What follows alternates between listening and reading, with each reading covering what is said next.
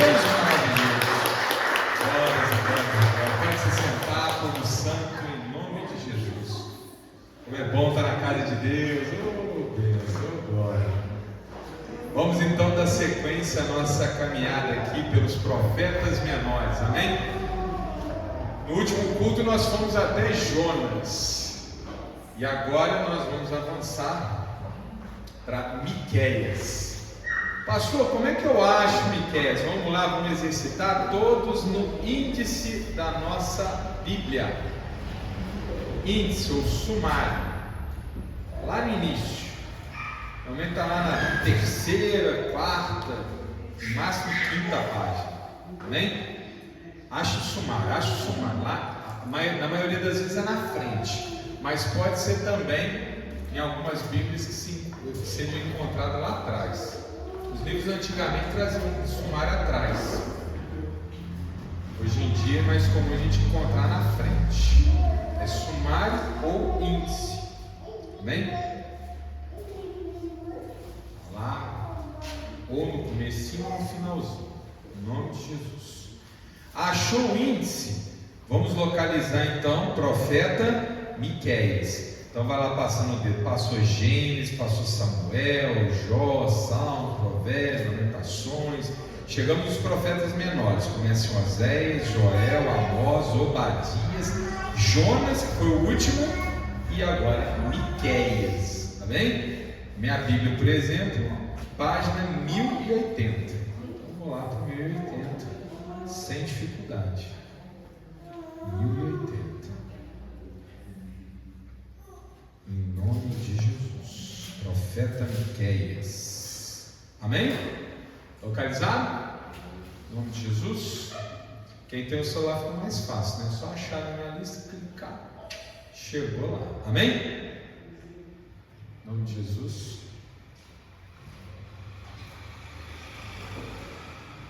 Miqueias. Miqueias logo depois de Jonas. Achou Jonas, em seguida Miqueias. E antes de Naum. Entre Miqueias e Naum. Naum é um livro pequenininho. Realmente é difícil de achar Naum. O Miqueias não, Miqueias é maior. Em nome de Jesus.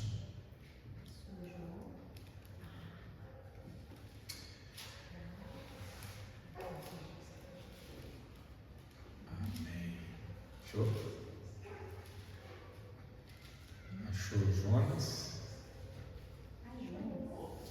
Logo depois de Jonas. Obadias, Jonas, Miqueias. Se for de trás para frente, Naum.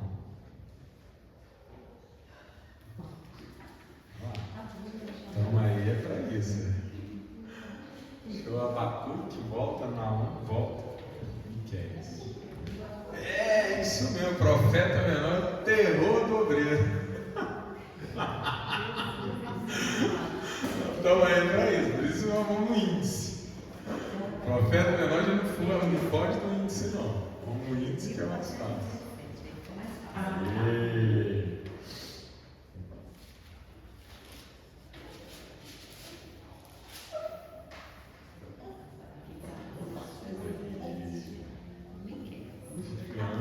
Glória a Deus.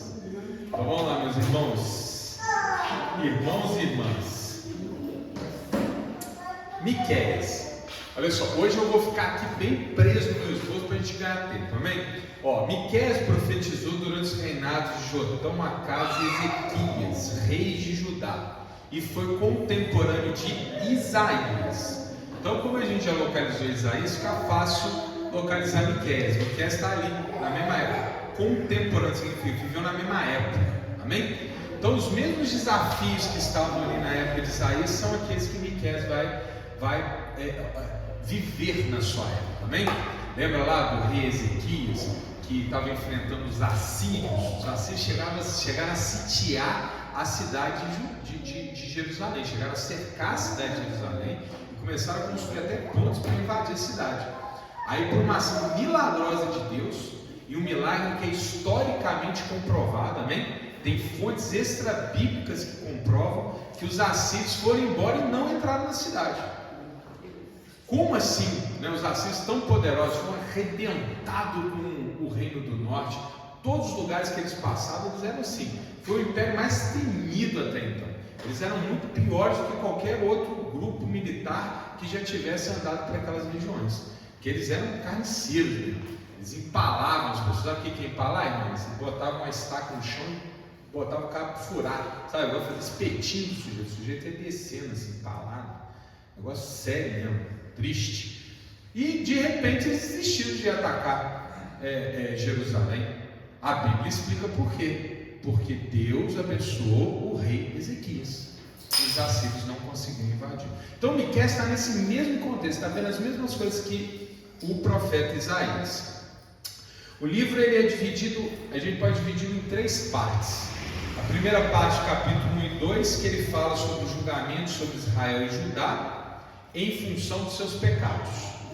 Quem estava naquela época vendo o que estava acontecendo sabia que, os assírios eles estavam, destruindo tudo. Então, o que Miqueias está dizendo? Está vendo essa horda de soldados que está sobre nós? Por quê? Porque nós nos afastamos de Deus. Nós viramos as costas para Deus. E se a gente vira as costas para Deus, Deus não pode estender sua mão protetora. Resultado, vem os assírios e destrói tudo. Capítulos 3 a 5, a condenação dos líderes corruptos, e também ele fala da promessa do Messias.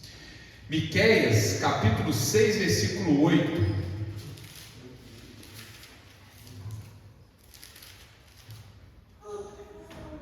A partir da promessa do Messias, a terceira parte do livro de Miqueias pega o capítulo 6 e o capítulo 7. Quando ele fala que haverá o dia do julgamento e da restauração. E aí temos essa passagem, Miqueias 6:8. Ele te declarou, ó homem, o que é bom, e que é o que o Senhor pede de ti, senão que pratiques a justiça e ames a beneficência, e andes humildemente com o teu Deus. Aqui é uma pergunta: o que Deus está te pedindo? Está te pedindo alguma coisa demais? Não. Deus está te pedindo para você praticar a justiça e andar com Ele. Essa é a fórmula. Esse é o recado. Profeta, o que é o profeta? Profeta é cartomante? Profeta é vidente que fica adivinhando o futuro? Não. Profeta é que ele fala em nome de Deus. Então Deus está falando, está vendo aí tudo que está acontecendo de ruim? Pois é, isso é resultado dessa inclinação ao mal, desse virar as costas para Deus. Então vocês querem a restauração? Vocês querem um mundo melhor? Vocês querem uma vida melhor? Pois muito bem, respondam afirmativamente à provocação de Deus. Pratiquem a justiça e busquem o Senhor. Amém? Miqueias também, na última parte, lá no finalzinho do livro dele, ele faz uma oração muito bonita. Vamos ver um pedacinho dela? Capítulo 7, versículo 16. Capítulo 7 é o último capítulo de Miqueias.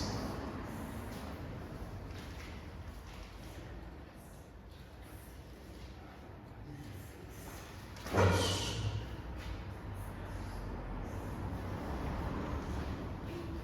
Amém?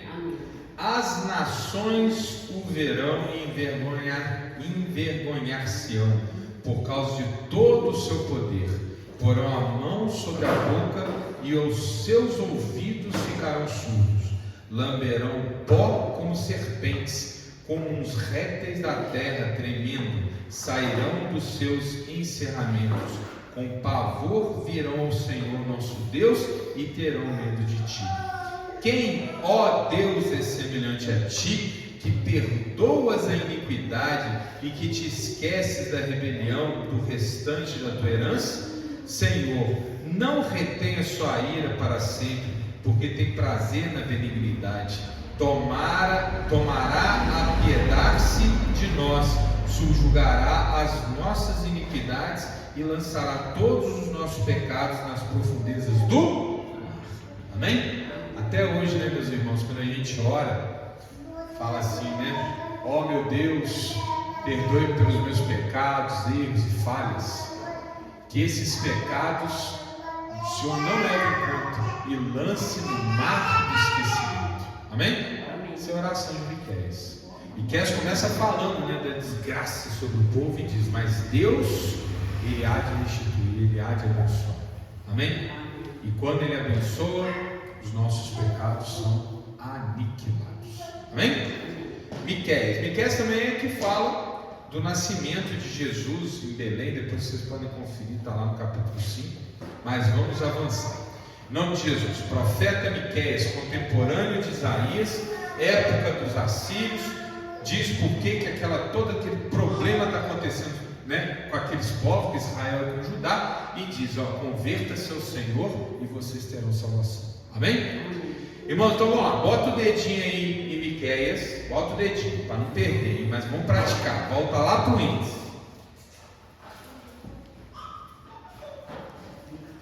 Depois de Miqueias, qual é o autor? Qual é o nosso profeta? Naum. Isso mesmo. Então, Naum, vamos ver a página. Meu 1086. Vamos para Naum. Em nome de Jesus. Próximo livro dos profetas menores. Lembra de Jonas? O livro de Jonas, ele é singular em relação aos profetas. Falei isso no culto passado. O livro de Jonas não é a profecia de Jonas. Jonas não está contando a profecia. O livro de Jonas é sobre o Jonas, o famoso profeta fujão, ou o profeta que não queria profetizar, o profeta que não queria abençoar. Lembra disso? Ele foge porque ele não queria levar o arrependimento a um povo. Povo de que cidade? Da cidade de Nínive.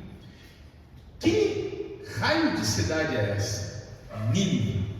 Não é nada mais, nada menos do que a capital do tal do Império Assírio, que eu acabei de falar aqui. Lembra do império que empala as pessoas?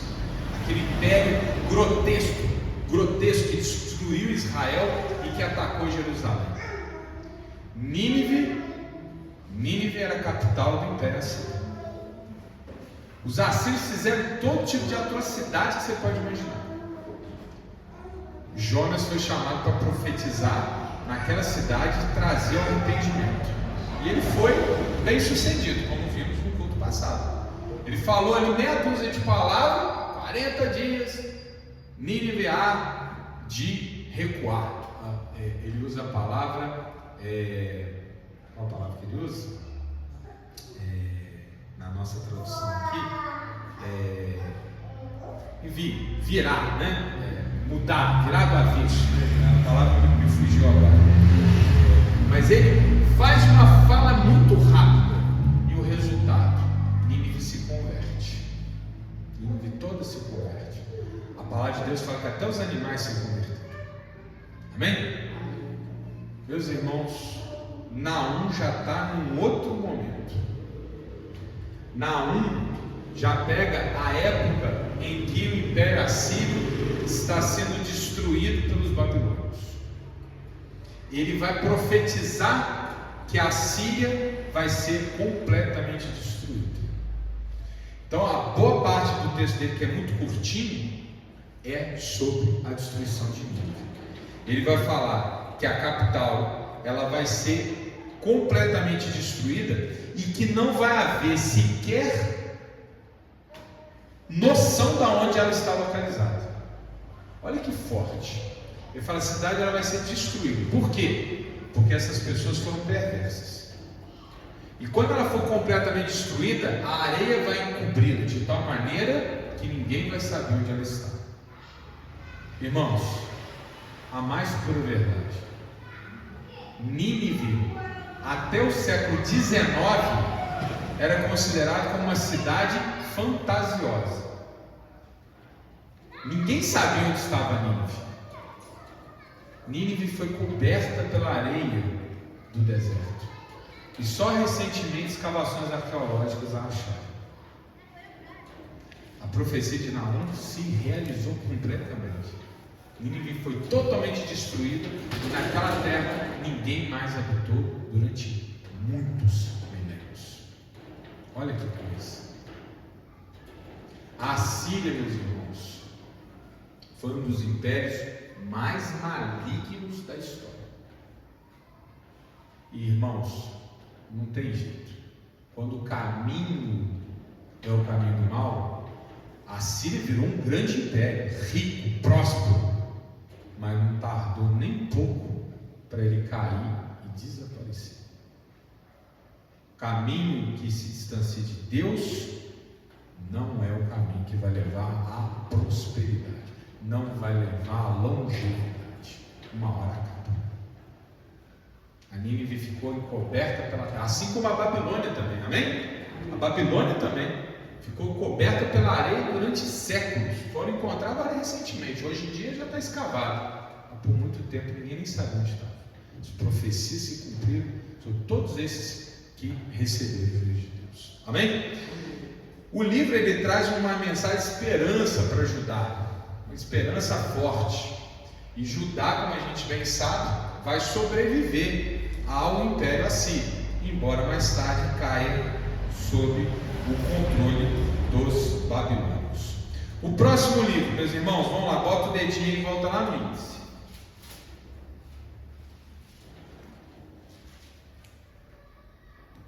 Depois de Naum vem Abacuque. Vamos lá, Abacuque.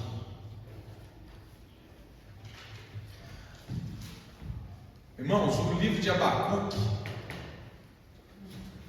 é um livro que traz uma indagação que eu acho que todo crente já em algum momento se fez. Uma pergunta que todo mundo em algum momento na vida se fez. Por que existe o mal? Ou melhor, por que pessoas más prosperam? Por que gente que não segue a palavra de Deus se dá bem? Abacuque vai se questionar sobre isso. É um profeta que está muito preocupado com a questão da justiça. Abacuque ele vai fazer esse questionamento sobre a razão do mal. Irmãos, o que é o mal? O mal não é uma coisa. O mal é a ausência de uma coisa.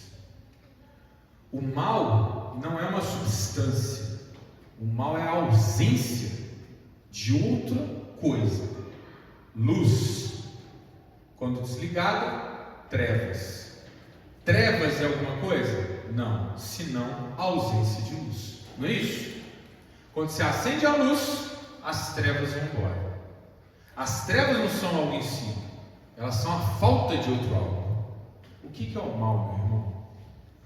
O mal é aquele espaço em que Deus decidiu não ocupar. Isso é o mal. Deus, para nos dar a condição de escolher, Ele teve que criar um espaço onde Ele não é soberano. Ele criou aquele espaço onde Ele não se faz presente. Ora, se não houver o mal, o ser humano pode escolher de verdade? Não pode. Nós só temos escolha autêntica quando a gente pode decidir não ficar com Deus. Vocês estão entendendo ou não? Se Deus disser, vocês são obrigados a estar comigo, eu tenho liberdade? Não, eu não tenho escolha. Então Deus fala, para você poder ficar comigo ou não, eu permito que exista um mal. Entendeu? Abacuque, ele vai buscar, entrar nesse tema, e ele conclui dizendo, meu irmão, minha irmã, não fica arrancando os cabelos para tentar entender certas coisas que a gente vê no mundo. Ainda não é hora. Acredite tão pura e simplesmente que Deus tem um propósito para todas as coisas. Não coloque ponto de interrogação no plano de Deus. Apenas siga as suas instruções. O resto, meu irmão, é zona de risco. A instrução de Deus é o que nos dá o quê? Segurança. Amém? Ô meus irmãos, por que eu creio que Abacuque chegou até esse ponto? Porque era necessário que Jesus viesse e revelasse completamente o mal. Já perceberam que no Antigo Testamento há poucas menções ao diabo? Quase o diabo não aparece no Antigo Testamento. Porque Jesus, quando se revela, revela a plenitude de Deus. Ao revelar a plenitude de Deus, ele revela o seu oposto. Quando Jesus vem ao mundo, o diabo aparece. Amém? Abacuque está nos preparando para isso. Abacuque escreveu muitos séculos antes de Jesus. Então ele diz: não fique questionando, apenas siga a Deus. Amém? Glória a Deus. Hoje nós sabemos que o diabo, ele é o mal e que nós temos que combatê-lo. Amém? Depois de Abacuque, vamos lá, dedinho, volta no início.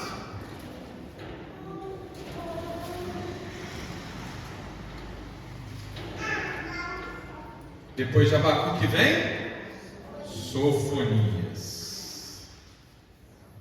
Em nome de Jesus. Sofonias. Irmãos, está muito rápido.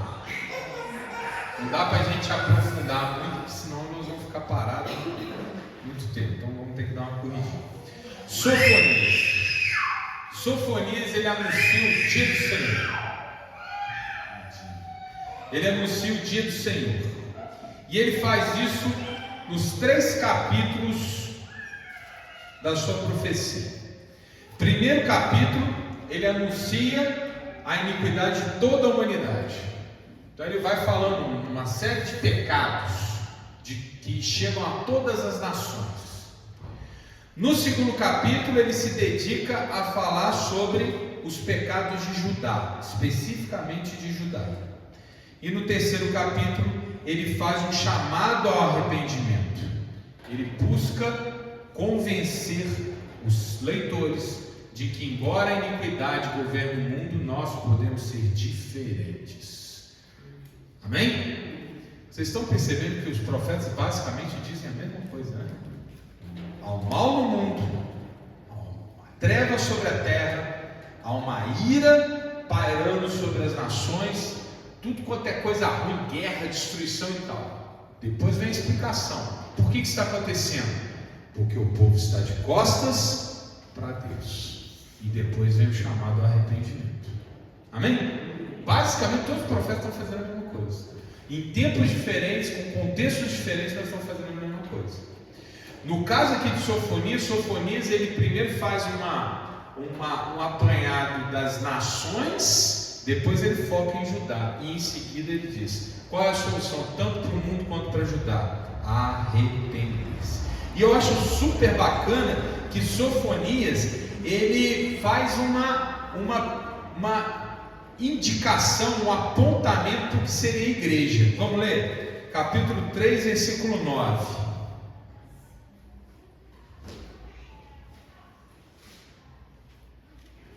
Capítulo 3, versículo 9.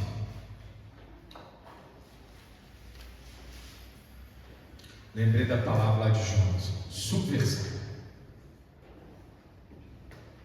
Lembra que eu falei de Jonas, que tinha um lado virado do avesso, né?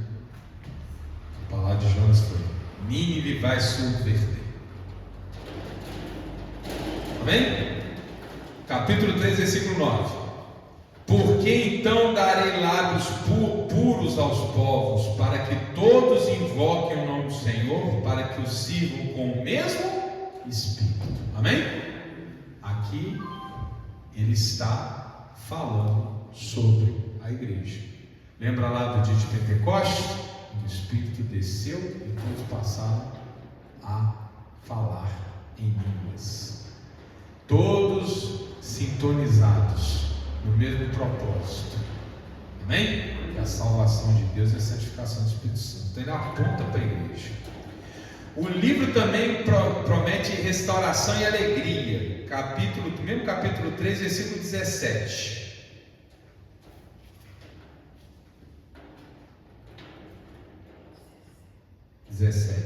Primeiro 17 ou 19. O Senhor teu Deus está no meio de ti, poderoso para te salvar. Ele se deleitará em ti com alegria. calar-se-á por seu amor, regozijar-se-á em ti com júbilo.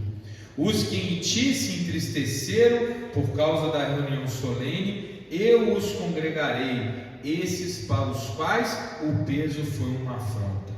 Eis que naquele tempo procederei contra todos os que te afligirem, e salvarei a que cocheia, e recolherei a que foi expulsa, e lhes darei um louvor e um nome em toda a terra em que foram envergonhados. Amém? Está falando de congregação, está falando do nome de Jesus. Amém? Haverá um dia em que nós poderemos nos alegrar. Quando isso? Com a vinda de Cristo. Nós vivemos esse tempo, meus irmãos. Lembra no culto passado que eu falei? Esses profetas todos, eles têm mais ou menos uma mesma forma de dizer: haverá um dia em que. Amém? Todos eles estão falando isso. Haverá um dia em que. E é bacana demais. Lá na frente, quando Paulo, vamos lá, eu falei isso no culto passado, mas eu não mostrei. Marca aí o finalzinho de Sofonias, vamos fazer aqui rapidinho uma visita a Romanos, capítulo 3. Não preparei, não, eu vou achar aqui. Romanos, capítulo 3. Isso, capítulo 3, versículo 21.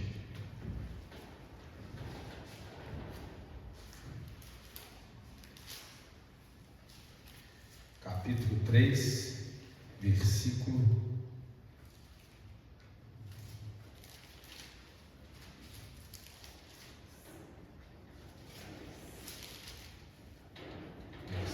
21. Posso fazer a junção dos dois? Fica aí em Romanos 21. Estou lá voltei aqui para Sofonias. Sofonias no versículo 19 fala assim: eis que naquele tempo, ou seja, no futuro, aí a gente vai lá, você pode fazer isso com todos os profetas, vai dar certinho. Vai lá para Romanos, capítulo 3, versículo 21. Mas agora se manifestou. Amém? Entenderam? Vamos ler tudo? Mas agora se manifestou sem a lei a justiça de Deus, tendo o testemunho da lei dos profetas. Isso é a justiça de Deus pela fé em Jesus Cristo, para todos e sobre todos os que creem, porque não há diferença. Amém? Então os profetas todos estão apontando para o futuro. Haverá um dia, aquele tempo, haverá um momento. E aí vem Paulo e diz: sabe aquilo que os antigos falavam? Porque você vê como é que ele diz, né? Sem a lei a justiça de Deus, tendo testemunho a lei os profetas. Ou seja, aquilo que os profetas diziam se realizou como? Em Jesus Cristo. Amém? Todos os profetas convergem para Jesus. Próximo livro, olhando lá no índice qualquer, Ageu. Profeta Ageu é um livro bem pequenininho, uma profecia bem concisa. Ageu, ele trabalha com uma situação concreta para passar uma mensagem profunda. Vamos lá. Primeiro é importante a gente falar o contexto de Ageu. Ageu já não vive no tempo da Síria nem do tempo da Babilônia. Ageu já vive muito mais tarde. Ageu já está em Judá na época da restauração. Vamos lembrar da história? Tinha um reino de Israel, época de Davi a Salomão. O reino é dividido, lembra disso? O reino do norte e o reino do sul. Vem os assírios e destrói o reino do norte. Ataca o reino do sul, mas não pega Jerusalém. Lembra? Ezequias. Por um milagre, os assírios não destroem o reino do sul. Mais tarde vem os babilônicos e destroem a Síria e atacam Judá. Nabucodonosor destrói Judá, destrói Jerusalém, botam o templo no chão, leva cativo o povo para a Babilônia e fica décadas lá. Época de Daniel, lembra disso? Época de Ezequiel. Quem vê essa história toda acontecendo? Jeremias. O povo fica cativo na Babilônia e depois Vêm os persas e ganham a guerra contra a Babilônia e permite que o povo volte. Época de Esdras e Neemias. Amém? Ageu vive nessa etapa. Muito depois, por exemplo, de Isaías. Ageu já está de volta a Jerusalém após o cativeiro da Babilônia. E aí a profecia dele, esse livro pequenininho, curtinho, 2 capítulos, é basicamente explorando uma cena que traz uma informação, que traz uma mensagem profunda. Ele está dizendo o quê? Enquanto vocês, povo de Judá, povo de Jerusalém, estão preocupados em construir as suas casas, o templo de Deus está abandonado.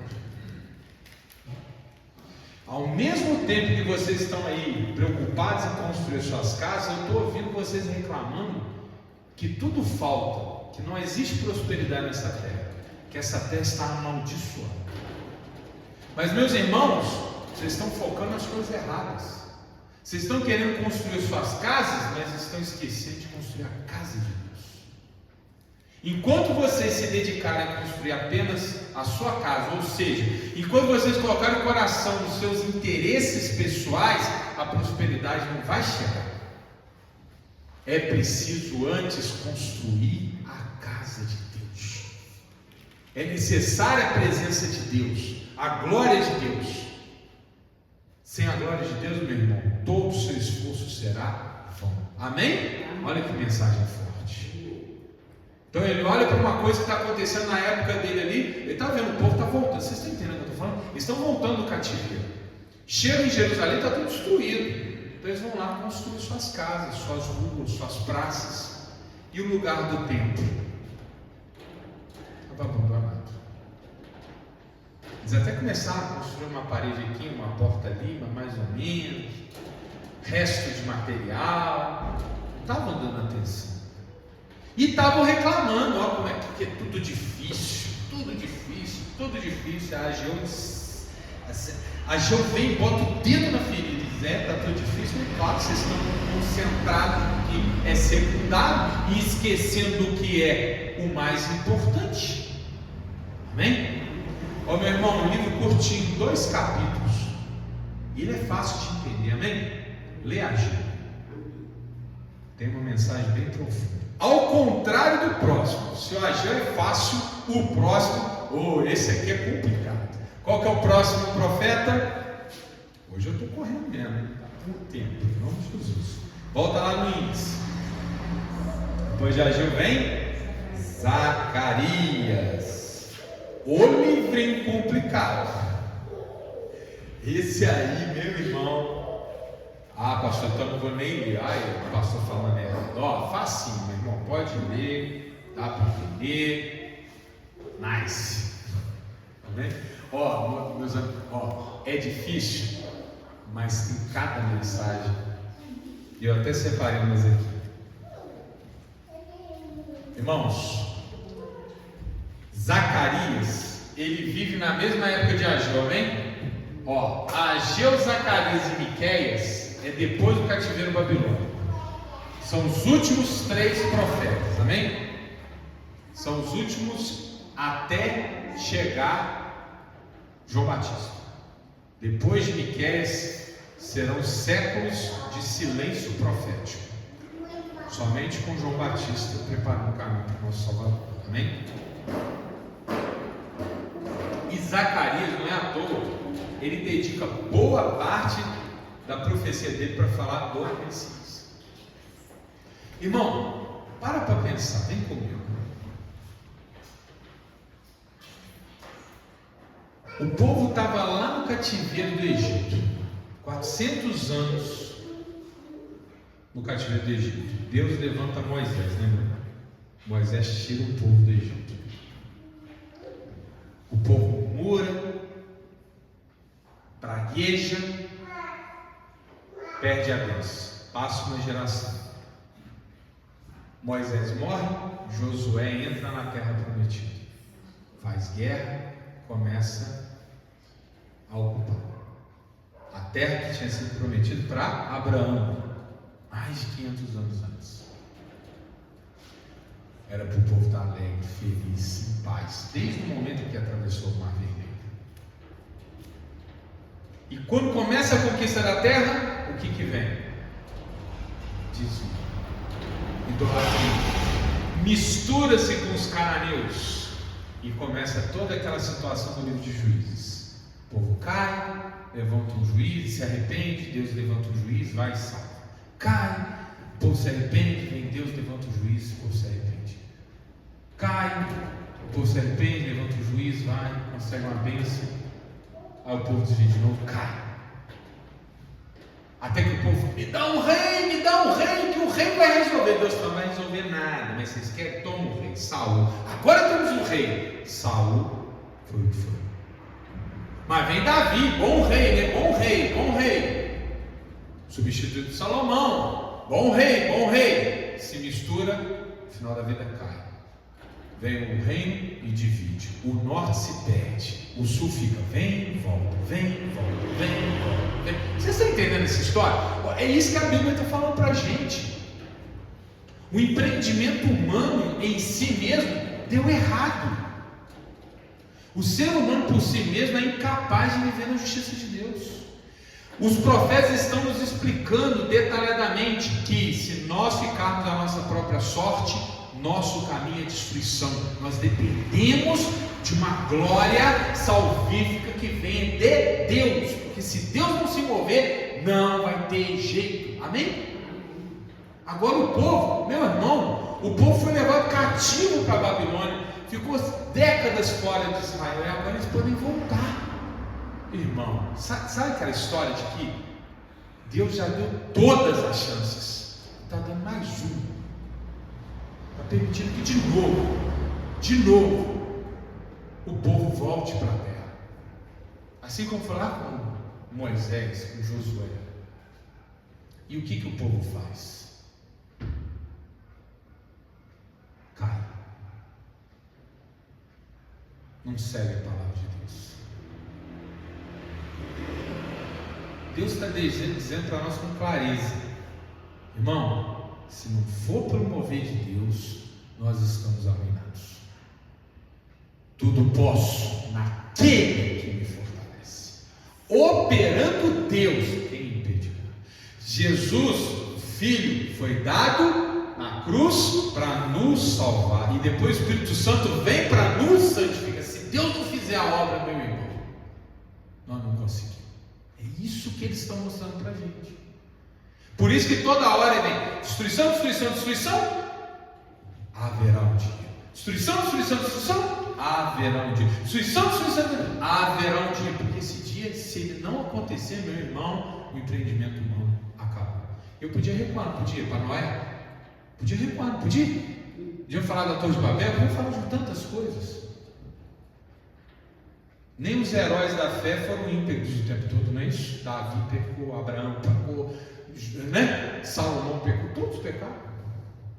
É por isso que o Romanos diz: todos pecaram, destituídos estão da glória de Deus. Todos se fizerem inúteis. Ô irmão, é para te desanimar? Não, é para te animar. Por quê? Porque você tem a solução dentro do seu coração. Amém? Porque Deus está te regenerando, está te restabelecendo, está te transformando. É aqui que está a solução. Esse povo não teve o que nós temos. Eles não tiveram Messias, eles não tiveram o Espírito Santo. Amém? Então o Zacarias ele vai aqui se dedicar a falar que o Messias está chegando. Por quê? Porque ele não dá mais, não tem mais o que fazer agora. Agora é Messias. Vamos lá, capítulo 9, versículo 9. Aliás, vamos pela ordem. Capítulo 4, versículo 6. Ele fala do Espírito Santo. Capítulo 4, versículo 6. E respondeu-lhe e falou, dizendo: esta é a palavra do Senhor a Zorobabel, dizendo: não por força nem por violência, mas pelo meu Espírito, diz o Senhor dos Exércitos. Amém, irmãos? A gente usa muito essa frase para dizer que a gente não converte ninguém com força nem violência, né? É só com a obra do Espírito. A gente oferece a palavra e deixa o Espírito trabalhar. No caso, Aqui, a Zacarias está falando que haverá o dia em que o Espírito Santo vai fazer o que nenhum homem consegue fazer. Não é por força nem por violência, mas o Espírito Santo tem que vir para salvar, para transformar. Amém? Seguindo, capítulo 9, versículo 9.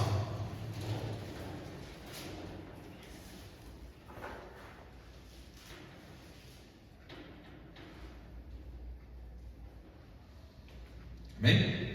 Alegra-te muito, ó filha de Sião, exulta, ó filha de Jerusalém, eis que o teu rei virá a ti, justo e salvador, sobre o pobre e montado sobre um jumento, sobre um asninho, filho de jumenta. Lembra como é que Jesus entra em Jerusalém? Montado no jumentinho. Aliás, ele dá instruções para buscar o jumento, Não, lembra disso? Como a gente costuma chamar, domingo de Ramos, né? Ele entra montado no jumentinho. Aqui, essa é a profecia que se cumpriu. Amém? Está falando de Salvador. E mais, 12, capítulo 10. Capítulo 12, versículo 10.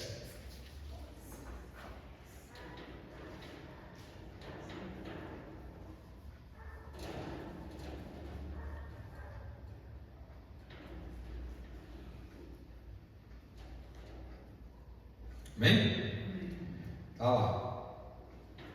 Capítulo 12, versículo 10. E sobre a casa de Davi e sobre os habitantes de Jerusalém derramarei o Espírito de graça e de súplicas, e olharão para mim a quem transpassaram. Olha aí, transpassaram. Quem que se transpassaram? Quem os romanos transpassaram na cruz? Amém?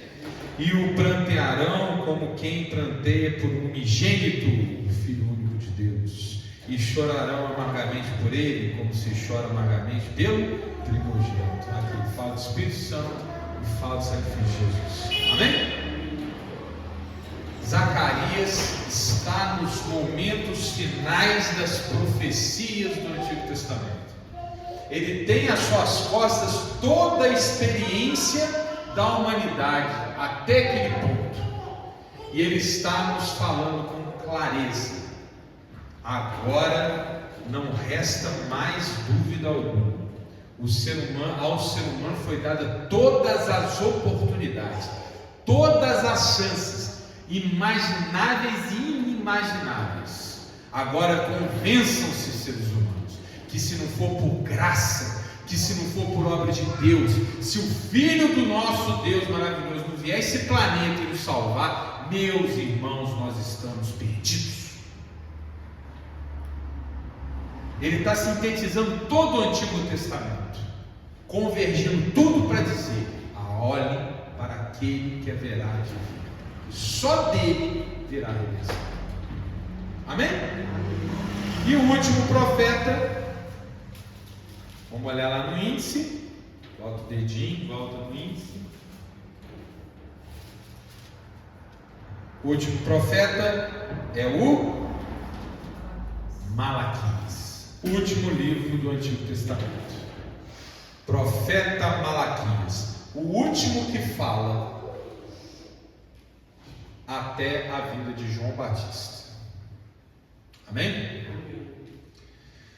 Malaquias confronta o povo de Judá por sua apatia espiritual, pelas práticas religiosas corruptas e pela desobediência aos mandamentos de Deus.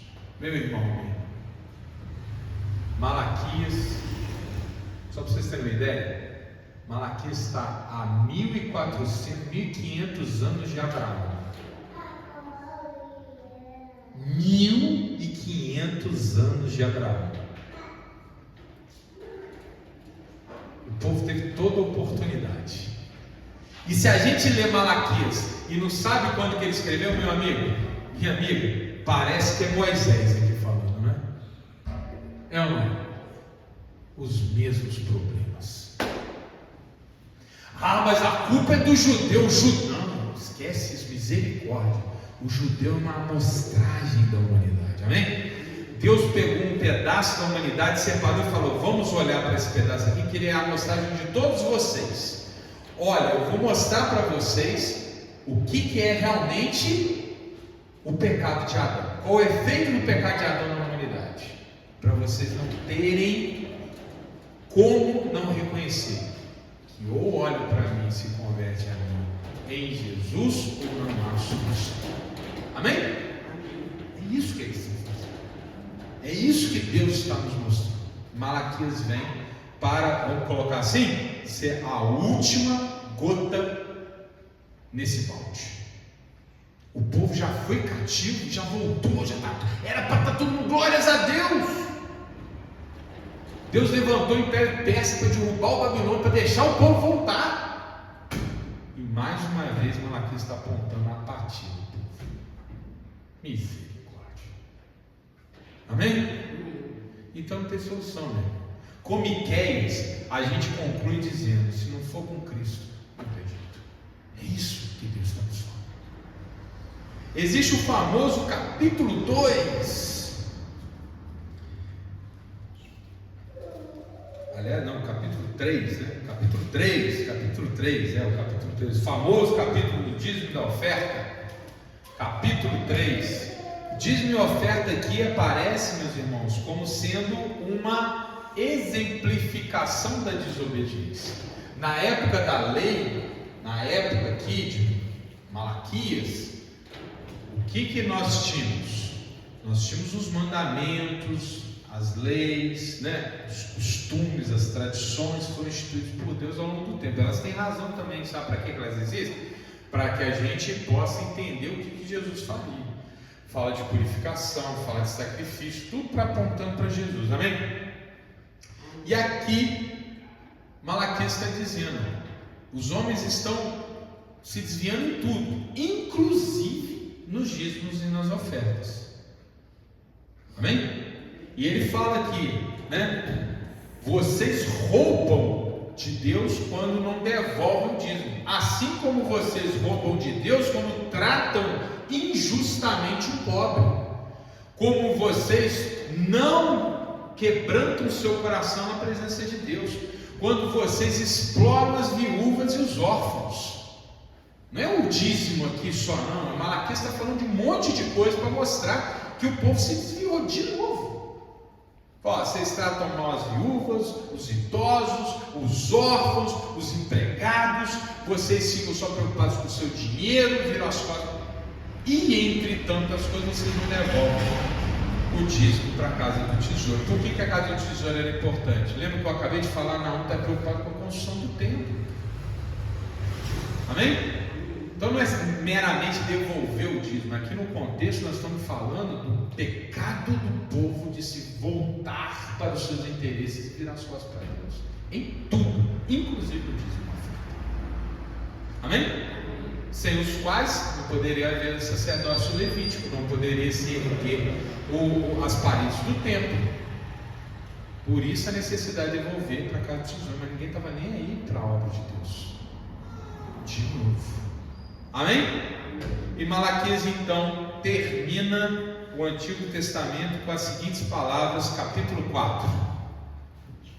Vamos ler o capítulo 4, que ele é muito curtinho. Encerrando o Antigo Testamento. Malaquias capítulo 4. Aí, que deu 5 minutos só além do previsto. Porque eis que aquele dia vem. Olha de novo, meus irmãos. Olha de novo, meus irmãos. Eis que aquele dia virá. Amém? Está vendo? Todos os profetas falam isso. Eis que haverá o dia. No caso aqui ele está fazendo uma profecia de largo prazo. Porque eis que aquele dia vem ardendo como fogo, todos os soberbos e todos os que cometem impiedade serão como palha, e o dia que está para vir os abrasará, diz o Senhor dos Exércitos, de sorte que lhes não deixará nem raiz nem ramo. Mas para vós que temeis o meu nome nascerá o sol da justiça, e salvação trará debaixo das suas asas, e saireis e crescereis como os bezerros de cevadouro, e pisareis os ímpios, porque se farão cinza debaixo das plantas de vossos pés, naquele dia que farei, diz o Senhor dos Exércitos, Lembrai-vos da lei de Moisés, meu servo, a qual lhe mandei em Horebe, para todo Israel, a saber os estatutos e juízos. Eis que eu vos envio o profeta Elias. Olha só, ele já está anunciando o que está para acontecer. O profeta Elias, antes que venha o dia grande e terrível do Senhor, e converterá o coração dos pais aos filhos e o coração dos filhos a seus pais, para que eu não venha e fira a terra com maldição. Amém? Amém. E ele termina, então Malaquias termina falando Elias. Quem era o Elias? Ouve essa pergunta: quem é o Elias? Quem é o Elias? Quem era o Elias?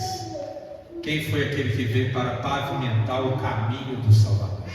João Batista. Amém? O livro de... Olha que lindo, Malaquias termina 400 anos antes de Jesus. E ele termina falando, depois de mim, é isso que ele está dizendo, depois de mim, depois que eu calar aqui, acabei de falar, espera, que vai vir Elias para preparar o caminho do terrível dia do Senhor, aquele dia que todo mundo está aguardando. Amém? Que é a vinda de Cristo. Meu irmão e minha irmã, não entendi nada, só entendi essa palavra. Todo o Antigo Testamento aponta para Jesus Cristo. Amém? Ele fala de Jesus Cristo todo o tempo. Aliás, a Bíblia fala de Jesus de capa a capa, para a glória e honra do nosso Deus. Aquela salva de palmas para o nosso Deus, maravilhoso.